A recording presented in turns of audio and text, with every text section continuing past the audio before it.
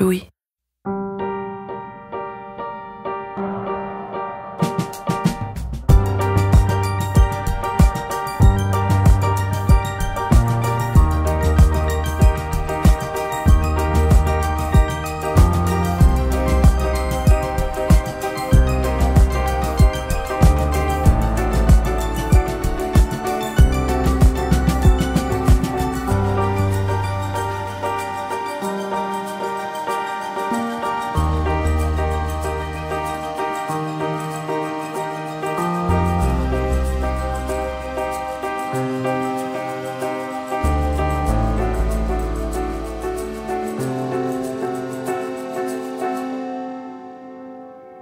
Un dimanche d'octobre, sous une bruine qui ressemblait au vide de mon enfance, je suis allée rencontrer Lydia. On avait rendez-vous dans une clinique dans l'Essonne, à 20 km de Paris. À la suite des violences subies dans son enfance, elle est devenue anorexique. À cela, se sont ajoutés plusieurs chocs psychologiques et elle a développé une maladie neurovégétative dégénérative. Elle est en fauteuil roulant à 47 ans. Les familles incestueuses agissent comme des centres d'entraînement du patriarcat. Elles enseignent la domination aux uns, la souffrance et la soumission aux autres, le silence à tous. Et les victimes d'inceste se retrouvent souvent dans des vies qui ressemblent à des fictions qu'on n'oserait pas écrire, tellement s'empilent les strates de douleur. C'est comme une fatalité, quelque chose de perpétuel, c'est-à-dire que je ne sais pas reconnaître un homme qui pourrait me faire du bien. Je suis toujours en soumission. C'est un homme qui veut bien de moi, mais c'est comme si je m'autorise pas à avoir des prétentions. Donc je répète sans arrêt mon histoire où je suis violentée d'une façon ou d'une autre. Le père de Lydia, un ancien curé de 16 ans de plus que sa mère, qui était elle-même dans la jeunesse ouvrière catholique, a commencé à lui faire subir des violences à un âge où elle ne savait pas encore marcher. Elle avait 18 mois à peu près. Pendant des années, il l'a obligée à le masturber et à le laver. Quand elle a fini à l'adolescence par pouvoir dire ce qu'elle endurait, que les services sociaux et la justice sont intervenus, sa mère a considéré que c'était trop difficile de gérer la souffrance de sa fille, et Lydia a été envoyée en foyer. Elle a fait un courrier au foyer, elle a dit « Je ne me sens pas de m'occuper de ma fille ». Et je suis jamais rentrée à la maison. Jamais. Si vous voulez, pour moi, de mettre des mots dessus, ça a été ma perte. Et la culpabilité de faire exploser la cellule familiale. Parler à ma mère, ça a été le signe de l'abandon. Et je l'ai traîné très très longtemps. L'abandon. Et sa vie n'a cessé de creuser les profondeurs de la détresse. Mon père disait toujours qu'il fallait être bien courageux pour supporter une fille comme moi. Parce que j'étais une faiseuse d'histoire, j'étais vraiment j'étais une fille à histoire. Et j'en étais tellement persuadée que j'ai voulu me marier par normalité. Je suis tombée sur le premier venu, sur un ancien flic. Et qui, pour moi, le synonyme d'ancien policier, c'était qu'elle allait me protéger. Et les premières fois, on s'est rencontrés assez vite. Il a levé la main sur moi. Mais comme je rencontrais quelqu'un, je me disais, pour ma famille, je vais avoir enfin quelqu'un à présenter. Et puis, pour moi, subir, ça reste une normalité. Et on s'est rencontrés, il faisait le SAMU social, moi aussi. J'avais pas beaucoup d'affinité avec lui, pas plus que ça. Mais un jour, il est venu m'aider. Il m'a dit « Je peux dormir ici, il est trop tard ?» Je lui ai dit oui. Je le connaissais pas. Et puis, de fil en aiguille, il est resté à la maison. Je pouvais pas dire vraiment que je l'aimais, mais il me trouvait sympa. Donc, le fait qu'on me trouve sympa, je trouvais que c'était déjà bien qu'on me trouve sympa. Puis très vite, on s'est mis ensemble. Très vite, c'est moi qui lui ai demandé qu'on se marie. Mais pour les yeux de ma famille, pour le regard de ma famille, on s'est mariés 2 ans après. J'ai fait un beau mariage. C'est peut-être la seule chose dont je me souvienne. J'ai fait un beau mariage. Dans la semaine qui a suivi mon mariage, il m'a expliqué que sa première femme, il lui avait cassé 2 côtes. Il avait levé la main une fois sur moi. Mais ça a commencé, vous savez, quand on se marie, par l'employeur, on a le droit à 15 jours de congé. Ça a commencé dans la semaine qui a suivi, la première semaine. Mais comme je me suis dit, je peux pas avoir peur. J'ai pas le droit d'avoir peur. Et très vite, les violences ont commencé. C'était des bousculades dans les chambranles de porte. au point où je perdais l'équilibre. À la fin, je n'avais plus d'équilibre. Des coups de coude dans l'arcade sourcilière en disant qu'il n'avait pas fait exprès. Il faisait 130 kilos, hein, mon ex-mari. Hein. Moi, j'en faisais 50. Hein. Ça a duré des années. Hein. Il laissait ses excréments dans le canapé. Il tapait ses cendres dans tout l'appartement comme s'il n'y avait pas de cendrier. La nuit, il m'empêchait de dormir. Il me lâchait le chat sur la poitrine. Je suis devenue insomniaque. Je ne sais pas comment mon corps il a supporté autant d'années. Un soir de décembre, le 24, Lydia va chez son frère avec son mari pour les fêtes. Ils sont en voiture, c'est son mari qui conduit. Et soudain, il lui dit qu'il veut se suicider et qu'elle meurt avec lui. Il ne veut pas la laisser sur cette terre. Il accélère et fait mine de foncer dans un chêne sur une route de forêt.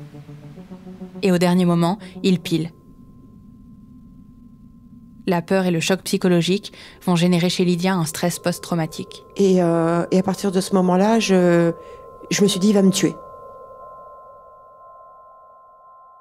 Elle vit dans la terreur. Et un jour, j'appelle la police. Et la police me dit, mais madame, il ne vous a pas touché. Tant qu'il ne vous a pas touché, on ne peut rien faire pour vous. Je suis en fauteuil roulant. Mais madame, trouvez une copine qui peut vous héberger. Et là, c'est l'unique fois où j'appelle au secours. J'ose dire. Personne ne savait. Hein. Personne ne savait ce que je vivais. Et il était très fort pour qu'à l'extérieur, ça ne se voie pas. J'arrivais toujours paniquée partout. Et la seule fois où j'ose dire, comme avec mon père, j'ose dire les choses, je suis abandonnée. La seule fois où je suis victime de violence conjugale et j'ose appeler au secours, on me dit, madame, trouvez une solution. Et là, je me dis, je vais me laisser mourir.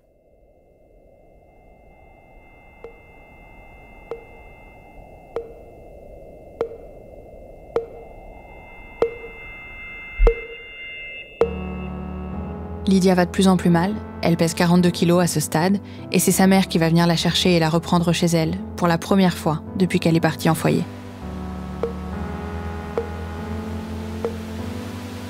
Lydia divorce.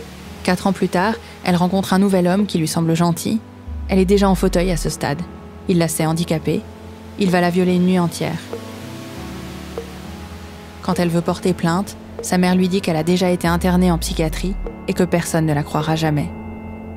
Elle se décide malgré tout, 1 mois et demi plus tard, mais trop de temps a passé pour les examens et l'épreuve. Classement sans suite. Pour moi, toutes ces violences, c'est la conséquence de on m'a pas appris à me protéger, j'ai subi, on a appris à me taire, j'ai vécu la manipulation étant petite, et ben malgré moi, j'ai intégré que j'ai juste à me taire et à subir. Voilà. C'est ça une vie, c'est ça être victime d'un père incestueux. C'est ça après, les conséquences. Mais cette répétition des violences sexuelles, je suis loin d'être la seule. Loin d'être la seule. Ici, vous imaginez pas le nombre de personnes que je viens de rencontrer qui ont la même problématique que moi et qui sont malades du silence. Malades du silence. Ouais. Avoir été victime d'inceste vous rend beaucoup plus susceptible de connaître ensuite tout type de violence. Du côté de l'agresseur, en revanche, c'est plus simple. Mon père a été condamné à 3 ans de sursis parce qu'il était, vous savez, charge de famille. Comme il était salarié, il a eu 3... Mais j'ai pas assisté au procès. J'ai été écartée de tout. J'ai l'impression de pas avoir été entendue puisque j'ai été placée en foyer. J'ai été isolée comme... Et moi, je l'ai ressenti comme une malpropre. C'est comme ça que j'ai vécu les choses. Comme si si je l'avais fermé, ça aurait été mieux. Le père de Lydia avait commis des agressions sexuelles répétées pendant des années sur ses filles. Il encourait, selon la loi, jusqu'à 7 ans de prison ferme et 100 000 € d'amende. Mon père a reformé la cellule familiale autour de lui. Hein. Les fêtes de famille, tout le monde le fait avec lui. Hein. Moi, encore aujourd'hui, j'ai dit, je peux plus voir mon père. Bah, si c'est moi qui veux pas venir, bah, je viens pas. Parce que le passé, tout le monde estime que le passé, c'est le passé. Et bah, je m'estime. Et du coup, je ressens que bah, finalement, pour mes frères, le passé, finalement, c'est moi aussi. Et moi, je me dis, le passé, avec l'état dans lequel je suis, y a quand même ma sœur qui a mis les pieds dans le plat en disant... parce que mes frères estiment que mon père va bientôt mourir. Ma sœur a rappelé que c'est peut-être moi qui vais mourir la première. C'est horrible.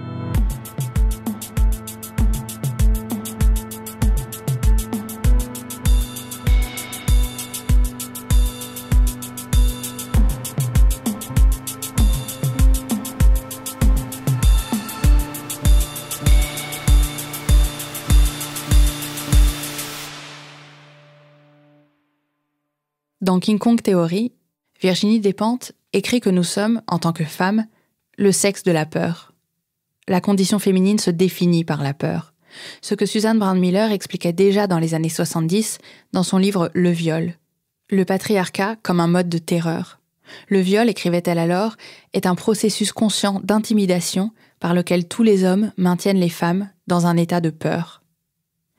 Et Benoît de Groux, dans la préface à l'édition française, il y a 41 ans, précisait que le viol et la peur du viol font partie de l'univers psychique de chaque femme.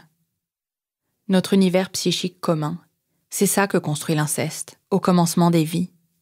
Il dessine nos trajectoires d'hommes et de femmes, et c'est extrêmement difficile et douloureux de changer les trajectoires que la norme dessine pour nous.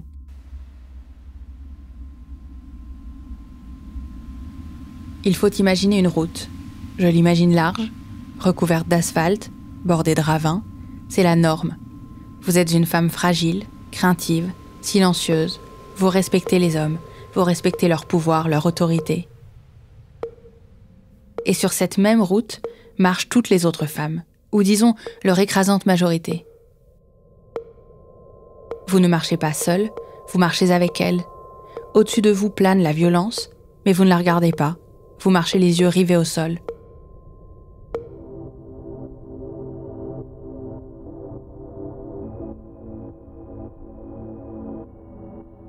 S'écarter de la norme, c'est s'écarter de cette route.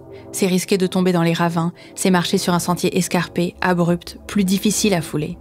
C'est marcher avec moins de monde. Peut-être seul parfois. S'écarter de la norme, c'est risquer l'exclusion, risquer d'être rangé dans le pathologique. C'est risquer de regarder en face la violence qui plane et qu'on ne pourra plus oublier. C'est risquer la douleur ou la culpabilité si l'on ne fait rien. C'est risquer l'épuisement si on se bat. C'est risquer la solitude, car la majorité restera sur la route de la norme.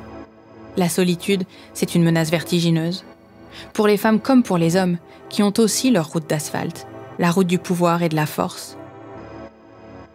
Pour ne pas être seul, chacun doit prendre sa place sur la route de la majorité. Un homme doit prendre pleinement sa place de dominant. Une femme le siège de la peur, de la faiblesse. L'inceste installe les deux.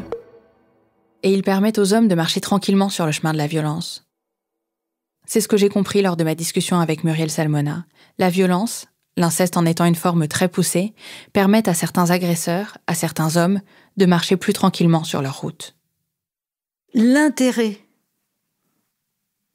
de violer et d'agresser sexuellement, c'est l'extrême violence. Et c'est quoi l'intérêt de l'extrême violence ? L'intérêt de la violence, c'est de pouvoir dominer sans état d'âme. Il y a différents types d'agresseurs. Il y en a qui peuvent être atteints de troubles et prendre plaisir à la souffrance de l'autre, mais pour beaucoup d'hommes, dominer n'est pas un plaisir en soi. C'est un moyen pour occuper leur place d'homme. L'extrême violence peut leur apporter cette dissociation nécessaire à la perpétration confortable du mal. La dissociation peut leur permettre de ne pas souffrir du mal qu'ils infligent. C'est-à-dire de pouvoir avoir une froideur émotionnelle qui permet de se sentir supérieur, sans scrupules, sans remise en question, en étant complètement anesthésié, et de pouvoir y aller, de pouvoir faire du mal en continuant. Exercer des violences une fois sur quelqu'un, si vous n'êtes pas suffisamment dissocié, après, vous êtes enfin, humainement parlant, on ne supporte pas d'être violent. Enfin, je veux dire, on est des animaux. C'est-à-dire, on n'est pas fait pour tuer nos proches.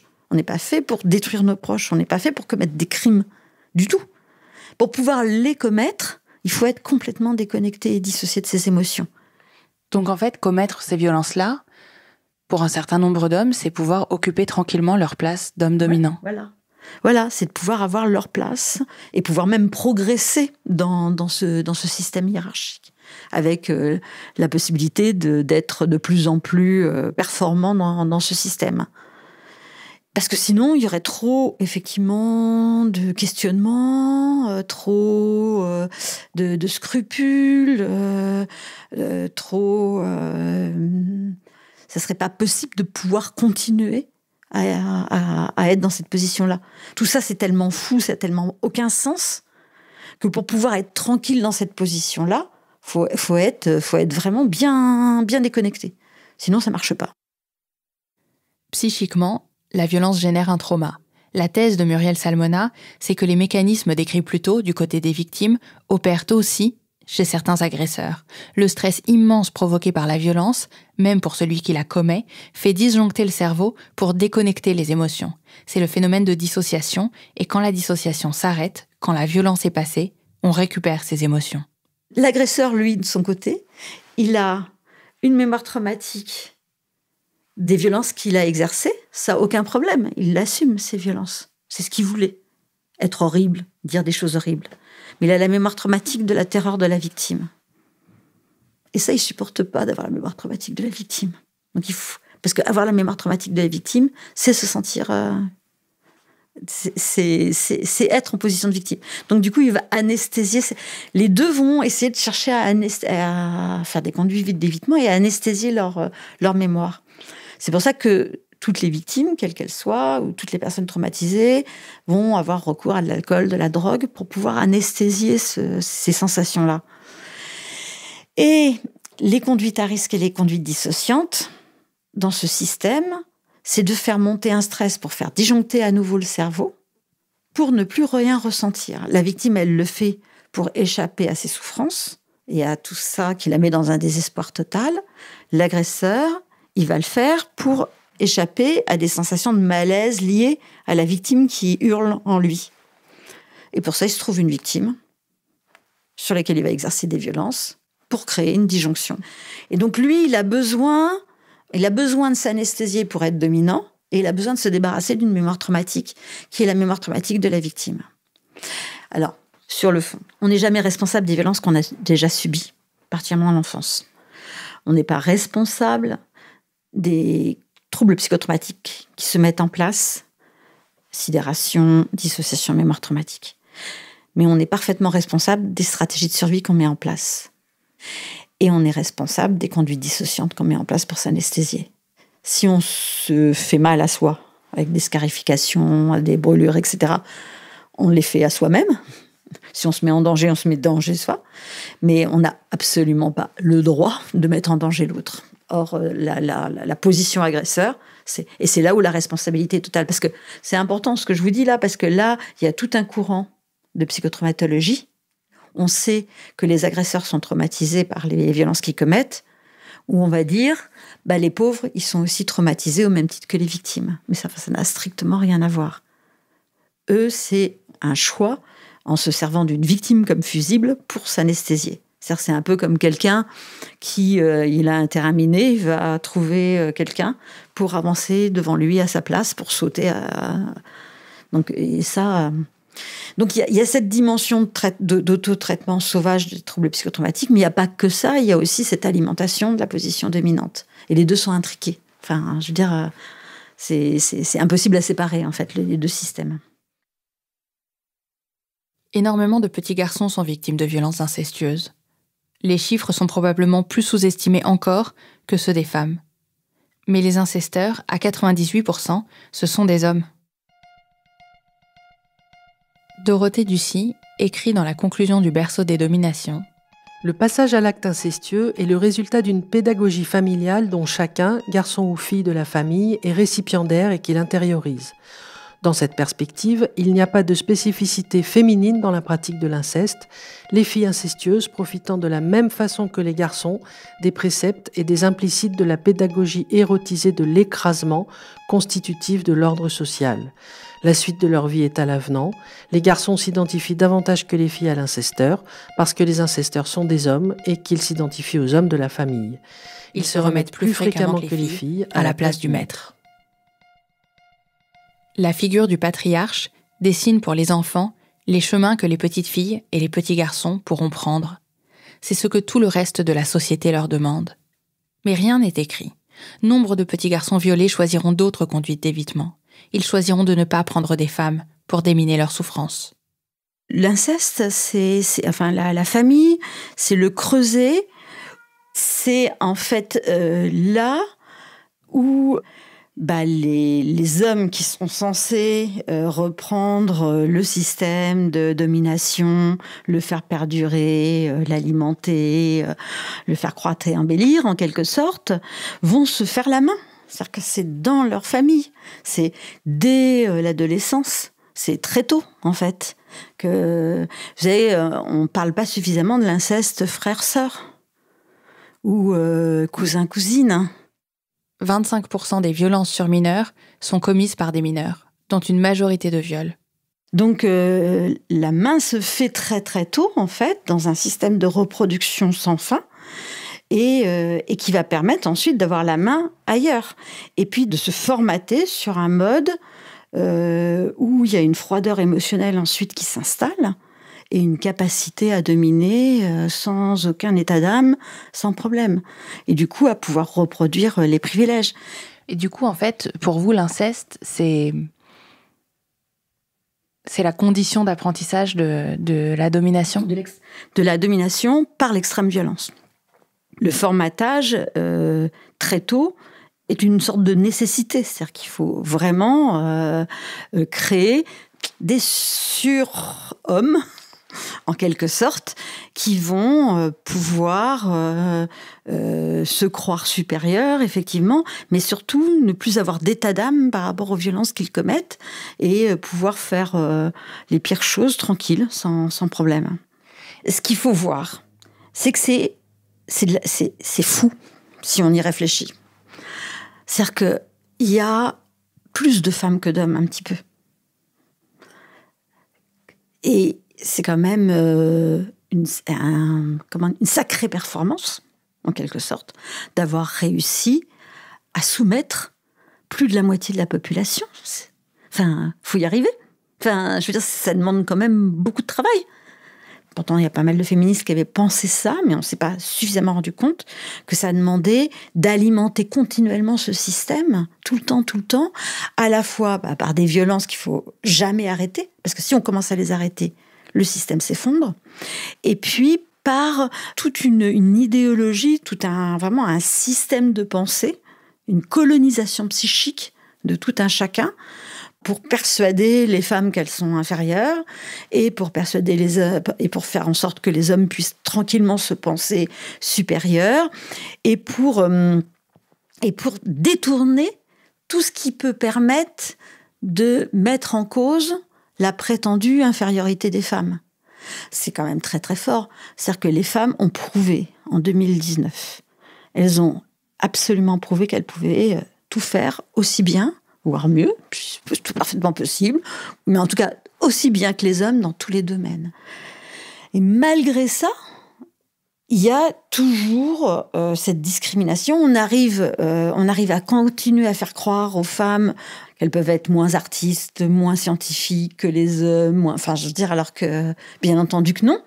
Et qu'il n'y a plus du tout d'éléments, parce qu'il y a eu toute une période où c'était du gâteau. C'est-à-dire que comme les femmes étaient exclues de tout, exclues de l'éducation, eh bien, je veux dire, c'était facile de dire que les femmes étaient incapables. Plus ça va, plus on avance, plus l'accès à l'information, aux connaissances est énorme. Malgré ça, ils arrivent à faire le tour de force, mais ça leur demande quand même là d'être inventifs, de faire en sorte que les femmes ne sortent pas la tête de l'eau. Et les violences sont un instrument fantastique pour pas faire sortir la tête de l'eau des femmes. Les violences au sein de la famille sont particulièrement efficaces. On ne se révolte pas contre ceux qu'on aime. C'est ce qui fait de l'inceste une arme de domination si puissante.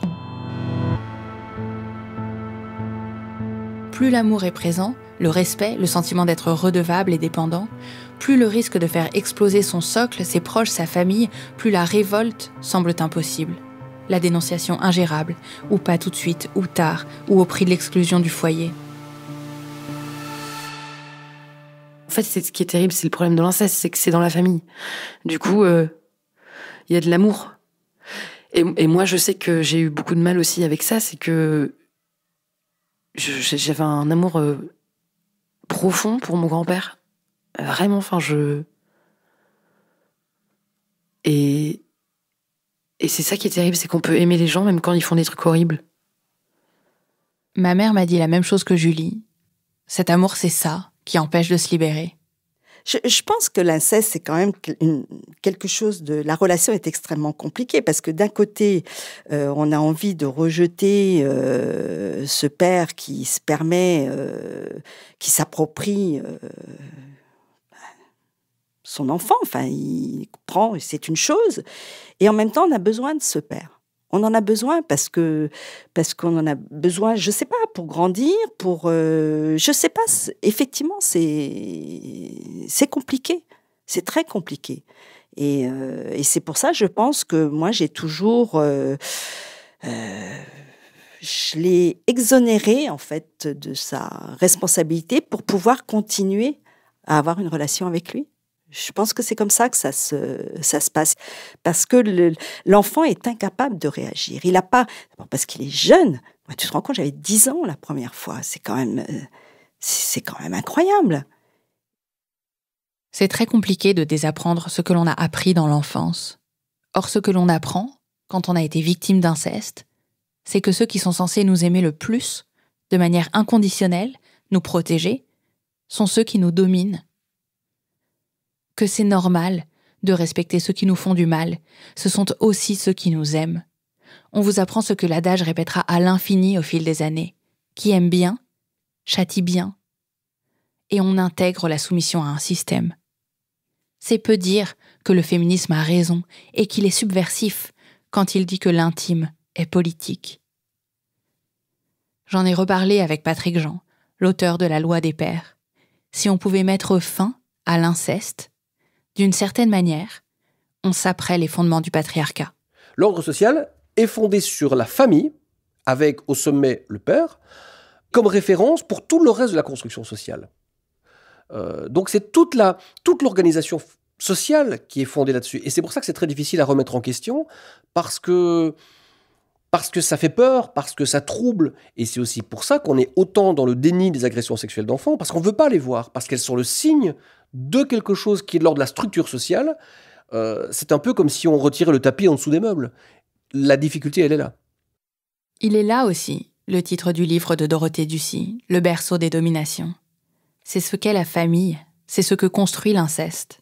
Donc le berceau des dominations, parce qu'il me semble que l'inceste et cette pédagogie de l'écrasement érotisé, parce que c'est ça que ça fait, ça écrabouille, c'est quand même la base, ça conditionne, ça prépare, ça apprend à être écrabouillé. Et donc après, à se taire dans beaucoup de domaines de la vie sociale, quand on va grandir. Et il me semble que ce silence-là conditionne et permet ensuite tous les autres silences, en fait. Toutes les milliards de fois où on se tait dans sa vie, où on se tait dans sa vie professionnelle, on se tait devant toutes les injustices auxquelles on assiste, auxquelles on participe parfois, et tous les exercices de la domination qui sont quotidiens et qui organisent notre vie sociale, notre vie politique et notre vie quotidienne, à tous et à toutes. Ouais. L'inceste, c'est l'outil primitif premier d'exercice de la domination et qui prépare et permet toutes les autres dominations. L'inceste, c'est plus efficace que le meurtre pour dominer. Sur les 2 dernières pages du berceau des dominations, on peut lire « Les animaux tuent et bouffent leurs petits, les battent et les maltraitent couramment. » Les humains, en revanche, ne tuent pas leurs enfants. Cela arrive, mais c'est assez marginal. Et c'est peut-être dans cette césure historique d'avec les autres espèces qu'il faut chercher le sens de la pratique de l'inceste.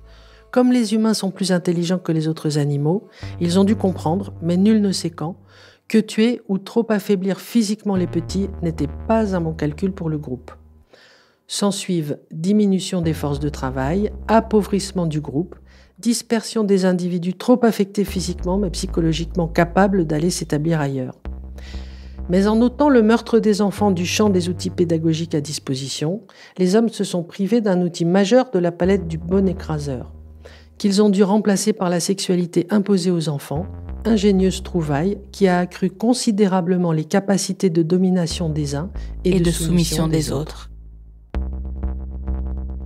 Au bout du compte, écrit-elle, il n'y a de spécificité humaine que le raffinement et la sophistication dans ce que nous faisons, y compris dans les méthodes d'inculcation des dominations. Et pour intégrer cette logique de domination, il n'est pas nécessaire d'y avoir été exposé directement, de la même manière que la culture du viol opère sans que chaque femme isolément ait été violée. Parce que vous les avez vus souffrir les autres, et vous avez vu que personne ne les sauvait. Je repense à ma classe de CM2, et je ne sais pas qui sont les 2 ou 3 enfants qui se faisaient violer chez eux, mais je me souviens avec précision qui n'avait pas l'air bien dans ses baskets, qui était tout le temps en colère, qui voulait toucher les fesses des filles ou parlait de sexe alors qu'on n'avait que 9 ans. Et personne ne nous a appris, ni les enseignants, ni les médecins scolaires, ni les pions, ni les parents. Personne n'a dit « le petit Cyril, la petite Emmanuelle, il faudrait leur demander ce qui ne va pas, parce que quand un enfant souffre, quand une personne souffre, il faut lui donner la parole. » Personne ne nous a appris que l'écrasement n'était pas nécessaire et qu'il fallait le combattre. Ça veut dire que, disons, en CM2, sur une classe de 30 élèves, il y en a 3 qui vivent des abus sexuels dans leur famille. Ça veut dire que les 27 autres, s'il y a 30 mômes, sont habitués à vivre avec des petits camarades qui vivent ce truc paradoxal d'être violés dans leur famille. Donc dans une famille qui est censée les protéger, par un père, un oncle, un grand-père, un cousin, et qui sont violés chez eux par des gens qui sont censés les protéger, et donc qui sont censés aimer leur famille, et comme tous les autres enfants, intérioriser l'idée que la famille est protectrice et qui en même temps sont détruits par cette famille. Ou disons, détruits, ils ne sont pas détruits, ils vont à l'école, ils font leurs devoirs, mais construits avec cette douleur, cette peine et ces viols quotidiens, en fait. Et donc, ils apprennent des injonctions et des ressentis qui sont contradictoires, en fait. Ils apprennent à apprendre de travers. Ils apprennent que ce qui est censé faire du bien, la famille, au fond d'eux, ils ressentent que ça leur fait pas de bien. Ils ont peur, ils ont mal. Ça fait mal d'être, quand on est un enfant, d'être violé par un adulte. Physiquement, c'est pas fait pour un corps d'enfant, c'est surtout... Et donc, ils souffrent beaucoup. Ils apprennent à pas reconnaître cette souffrance comme une souffrance parce qu'elle n'est pas entendue autour d'eux. Donc, je reprends mon exemple d'une classe de 30 élèves. Donc, il y a 3 enfants qui vivent comme ça des viols au quotidien, disons, ou les week-ends si c'est leur beau-père ou leur père, ou les vacances si c'est leur cousin, ou au quotidien si c'est quelqu'un qui vit sous leur toit. Donc, ça veut dire avec le manque de sommeil si c'est la nuit, avec la peur d'aller se doucher si c'est dans la salle de bain, avec toutes ces choses-là. Mais après, le matin, il faut qu'ils soient à l'école. Et s'ils sont fatigués parce qu'ils ont mal dormi, parce qu'ils n'ont pas dormi, parce qu'ils sont écrasés d'angoisse et d'inquiétude, ils se font gronder parce qu'ils n'ont pas fait leurs devoirs, parce qu'ils ne sont pas attentifs en classe. Et voilà, après, ça devient des petits-enfants comme les autres. Et donc, tous les autres qui sont autour, les 27 autres, les fréquentent, sont leurs camarades de classe ou sont pas leurs camarades, mais en tout cas vivent avec eux. Il n'y a pas besoin que ça touche, que tout le monde soit incesté ou tout le monde soit incesteur pour que ça structure la société, l'ordre social. Il suffit que quelques-uns soient incestés pour que tout le monde soit sensibilisé, en fait. Voilà, et soit habitué à cohabiter avec quelqu'un qui vit ça, avec un enfant qui est incesté et qui ramasse, quoi, et qui est mal, et ou qui compense, ou qui est fort en tête, mais qui est pas exactement comme les autres. Voilà. Donc on est tous structurellement socialisés avec l'inceste, qu'il y en ait dans notre famille ou qu'il n'y en ait pas. De ce pépin de silence, semé en nous vers l'âge de 9 ans, fleuriront des bâillons et des muselières. Et les jeunes femmes qui se feront violer par leur professeur de piano, par leur entraîneur, par le réalisateur du film dans lequel elles tournent, auront appris qu'il faut se taire. Et les hommes auront appris qu'ils ont le droit d'écraser, et que c'est ça, prendre sa place d'homme. Et le silence leur donnera raison. Toutes les manières de se taire leur donneront toujours raison. et les silences s'emboîteront les uns dans les autres, les petites familles dans les grandes familles, les villages, les corps de métier, les institutions. Faut pas non plus imaginer qu'il y a en fait tous nos voisins de palier qui sont violés chez eux quand ils sont petits. Il n'y a pas besoin qu'il y en ait autant. Et c'est pas nécessaire pour que l'ensemble de la société en fait fonctionne sur cette pédagogie de l'écrabouillement érotisé. Il n'y a pas besoin que tout le monde soit violé.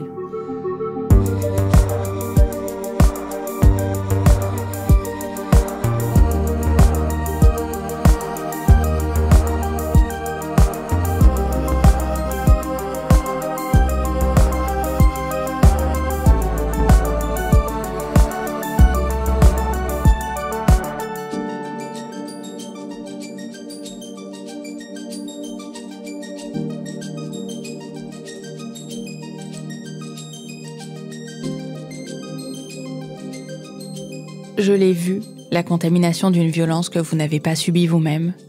Je crois qu'elle s'insinue dans la génération d'après. Moi, j'ai appris à avoir très peur des hommes, par exemple.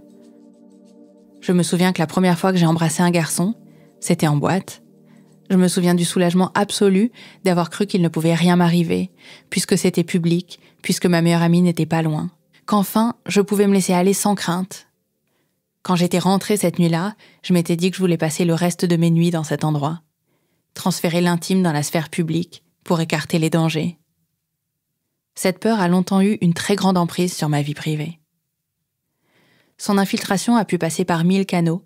Une chose est sûre, c'est que ma mère avait associé les hommes au danger pour nous. Oui, ça c'est clair que j'aurais jamais laissé un homme adulte seul avec vous. J'avais toujours un œil sur vous, oui, ça c'est sûr.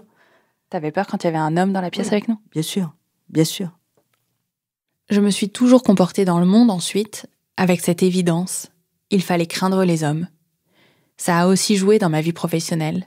Pendant mes recherches, un soir au téléphone avec ma meilleure amie, je lui racontais où j'en étais, ma réflexion sur l'apprentissage de la peur et du patriarcat, et elle m'a rappelé que ça me poursuivait depuis longtemps.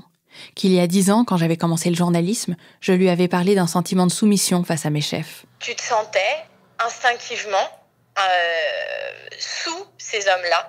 Et je t'avais dit, c'était vraiment spécifiquement sur les hommes, c'était pas genre sur les chefs ou... Ah non, c'était sur les hommes d'un certain âge. C'était sur les hommes adultes. Et donc tu penses que j'avais peur d'eux ? Je sais pas si c'était de la peur, je crois pas que tu aies dit le mot peur, c'était tu étais soumise, tu étais inférieure à ces personnes-là. Tu étais dominée, c'était eux qui décidaient, qui contrôlaient. Et c'était pas une question de hiérarchie, parce que c'était vraiment une question d'homme, d'adulte. J'ai une grande sœur, de 2 ans et demi de plus que moi. Ça a beaucoup joué sur elle aussi, plus encore. D'ailleurs, d'une certaine manière, elle a toujours su, elle, pour ma mère. Un jour, pendant son adolescence, elle lui a même posé la question comme ça, sans que ma mère n'ait rien dit. Elle m'a demandé, elle m'a posé la question de savoir, mais qu'est-ce qui s'est passé avec ton père ? Donc, c'était même pas avec tes parents, c'était qu'est-ce qui s'est passé avec ton père ? Et je lui ai dit, et je me souviens qu'elle a eu une réaction qui m'a surprise parce qu'elle s'est mise à pleurer. Et je ne comprenais pas pourquoi ce qui m'était arrivé à moi pouvait être reçu si violemment par elle. Peut-être parce que c'est une douleur très grande d'imaginer que l'une des personnes que l'on aime le plus au monde a subi une telle violence. Peut-être parce que cette violence la hantait, elle aussi. Pour moi, c'est un truc qui c'est pas un truc grave. J'en parle pas comme quelque chose de grave. J'en parle comme un élément de ma personnalité qui m'a construit. Ou déconstruit. Mais qui contribue à faire ce que je suis. Tu penses que ça a beaucoup joué dans ce que t'es ? Ouais. Oui. Tu veux élaborer ? Je pense que dans ma relation aux hommes, ouais, ça... Je sais que à un moment, quand j'étais ado, il y avait vraiment des attitudes des hommes qui me mettaient très mal à l'aise parce que je savais pas pourquoi, mais je me le suis expliqué que plus tard, en fait, quand j'ai compris.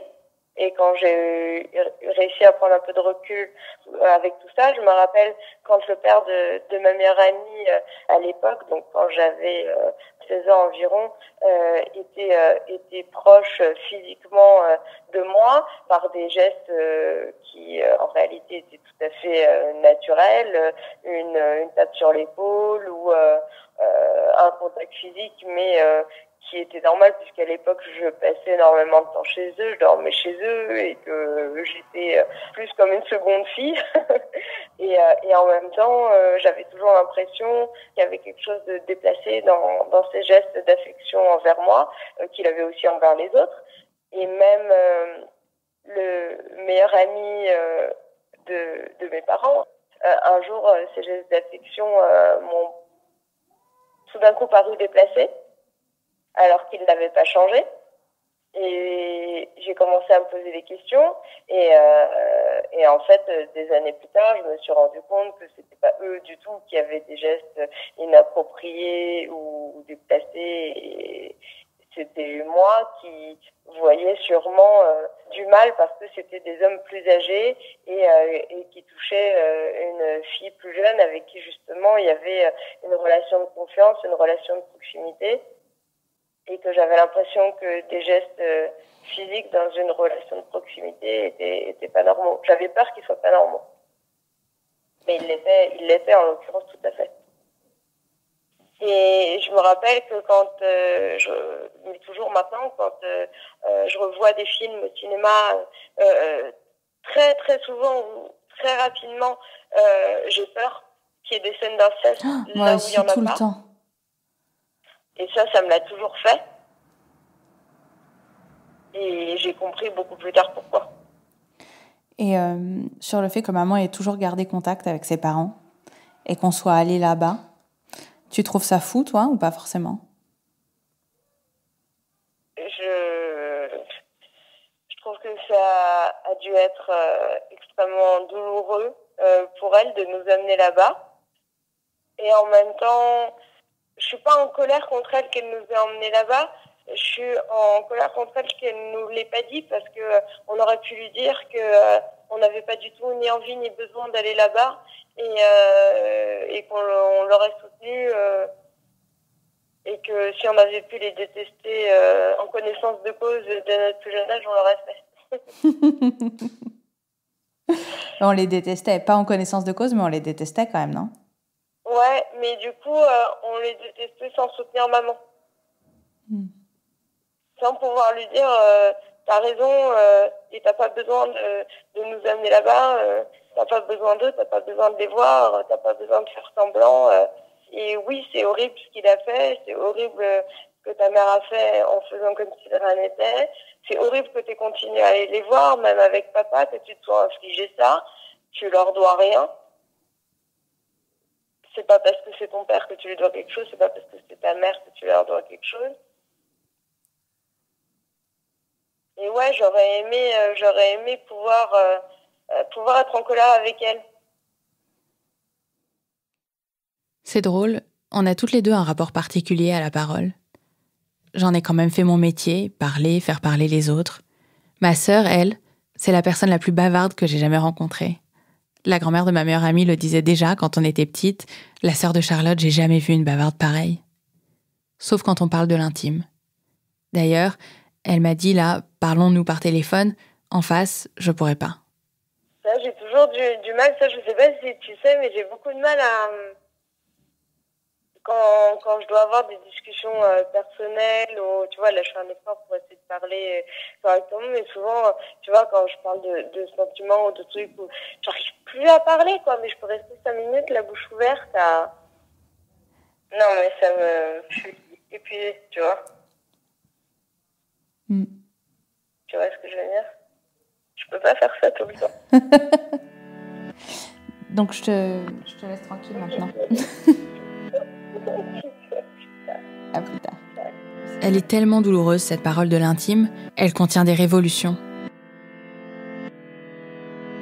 C'est pour ça que parler est toujours si subversif, que l'on a si longtemps demandé aux enfants de se taire à table, de ne pas intervenir dans les conversations d'adultes. Pour ça qu'on discrédite la parole des femmes en les qualifiant de potins, de cancans, de commérages. Pour ça aussi qu'on la leur coupe dans l'espace public, qu'on refuse de les inviter sur scène, dans les panels ou pour recevoir des prix. C'est pour ça que depuis des millénaires, la culture occidentale fabrique des mythes dans lesquels devenir un homme, c'est d'abord faire taire les femmes. Comme au début de l'Odyssée, d'Homère, Ulysse est parti pour son long voyage, Pénélope et leur fils Télémaque sont restés à la maison. Un soir, dès le premier livre de l'épopée, Pénélope sort de ses appartements et veut intervenir sur le choix des chansons prononcées ce soir-là. Télémaque lui répond « Retourne dans tes appartements ». Discourir est l'affaire des hommes. J'ai repensé à tous ces mythes aussi, qui disent que ceux qui dominent, les dieux, imposent le silence et l'aveuglement à ceux sur qui ils règnent. Il y a le mythe d'Orphée, qui ne doit pas regarder en arrière pour voir Eurydice à leur sortie des enfers, et quand il se retourne, il la perd. Le mythe de Psyché, puni 2 fois par les dieux pour sa curiosité. Cassandre, qui se refuse à Apollon, il lui crache alors dans la bouche, et désormais, personne ne croira plus jamais les paroles qui en sortiront.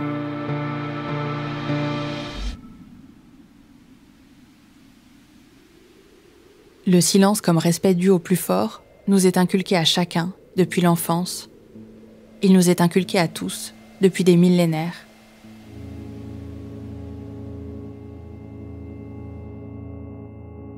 Au moment où j'ai eu fini d'écrire, j'ai demandé à ma sœur si elle voulait savoir ce que je garderais de nos entretiens. Elle m'a dit non, je préfère pas. Tu fais ce que tu veux, mais j'écouterai pas. Mais mon père écoutera.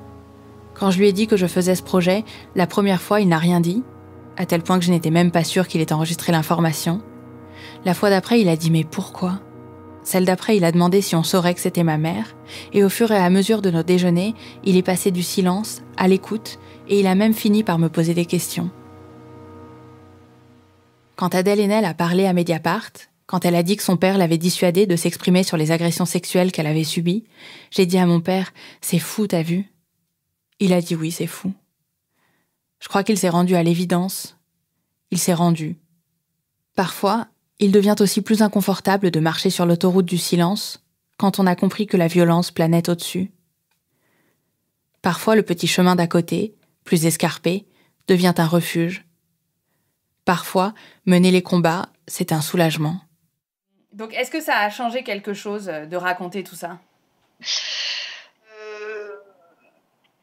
Bon, en fait, oui, ça m'a permis de tourner la page, quoi. Je pense que depuis que j'ai tout raconté, voilà, c'est un point final à cette histoire. Bon, bien sûr, ça m'empêchera pas de temps en temps d'y penser. Il y a toujours des images qui me reviennent, mais ça devient quelque chose de très lointain. T'es contente de l'avoir fait, d'avoir parlé ? Ouais. Oui, finalement, oui. J'étais un peu inquiète au début, mais finalement, oui.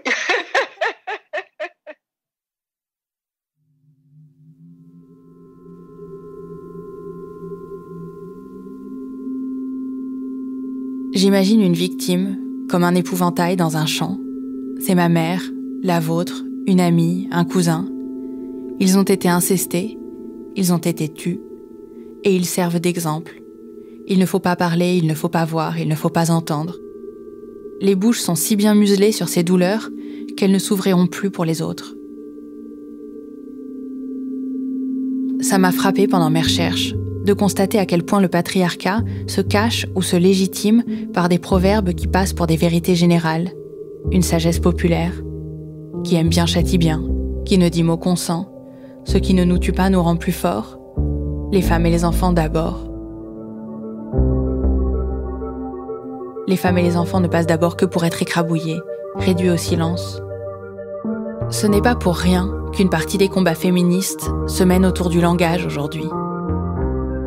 Féminiser les noms, changer la grammaire, changer le vocabulaire, transformer le récit, être écouté, être entendu, pouvoir parler, avoir le droit d'habiter la parole, ne plus lui faire dire des mensonges, des demi-vérités, des mascarades, dire le monde tel qu'il est, avec toute sa violence, pour la regarder en face et pouvoir la nettoyer, construire d'autres routes, recommencer un autre monde, avec d'autres générations, qui diront d'autres mots, qui diront, qui parleront.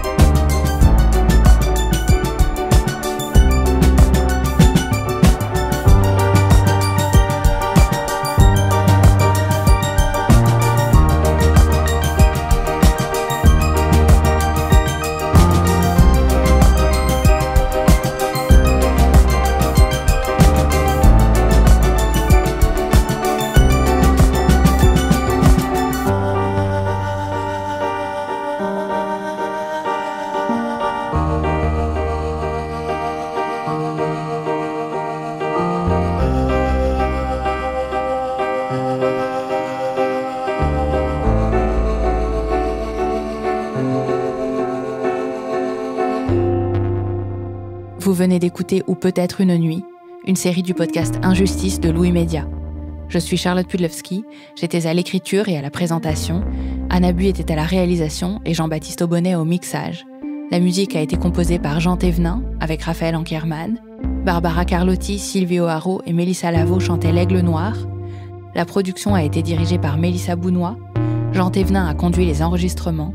Merci à Maude Benakcha, Gabriel Ramin, Lucille Rousseau et Maude Ventura pour leur aide aux recherches, dérush et montage. Merci à Boris Bastide, Cyrielle Bedu, Mélissa Bounois, Ivan Couronne, Hugo Gertner, Colline Erné, Hugo Lindenberg, Lucille Rousseau et Maureen Wilson pour leurs relectures et écoutes attentives, et à toute l'équipe de Louis pour son énergie et sa créativité permanente. Merci à toutes les personnes qui m'ont confié leur histoire, leur savoir, qui ont permis à ce documentaire d'exister. Julie, Laure, Randall, Hélène, Daniela, Lydia, Tal Merckx, Eva Thomas, Dorothée Ducy, Muriel Salmona, Isabelle Aubry, Patrick Jean, mais aussi Juliette Drouard, Antoine Couder, Jacques Dayan, Philippe Grimbert, Luc Massardier, Alex Martsanovesnevich, Pauline, Gildas, David, Antoine et Robin. Merci à l'AIVI d'avoir autorisé la lecture d'un témoignage anonyme du site. À Hugo, Mélissa, Colline et à ma sœur, merci pour leur soutien si précieux. Et merci à ma mère. Si vous avez besoin de ressources concernant l'inceste, vous pourrez en trouver sur les sites de l'AIVI, de l'AREVI, de Mémoire traumatique et victimologie. Vous pourrez trouver la bibliographie et les ressources liées à ce podcast sur le site de Louis. Injustice est un podcast de Louis Média que vous pouvez retrouver sur l'ensemble des plateformes et que vous pouvez partager autour de vous. Parlez-en. Et si vous le voulez, écrivez-nous à injustice@louismedia.com. Merci pour votre écoute.